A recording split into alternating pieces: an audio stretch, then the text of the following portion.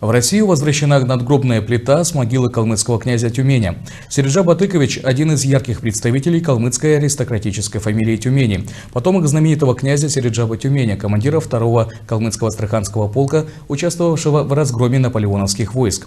Во время гражданской войны Середжабу Батыковичу пришлось эмигрировать в Турцию, затем в Болгарию. Он умер в 1937 году в Софии. На местном кладбище поисковики обнаружили, что памятная плита в честь князя Тюмени отброшена и валяется в стороне, а могилу использовали как место погребения других людей.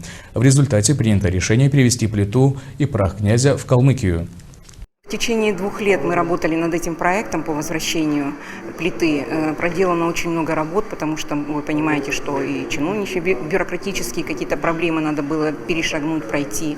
Мы благодарны и МИДу России, и поддержке администрации главы нашей республики, Министерству культуры, казачеству. Любая помощь, то ли финансовая, то ли материальная, то ли административный какой-то ресурс был задействован.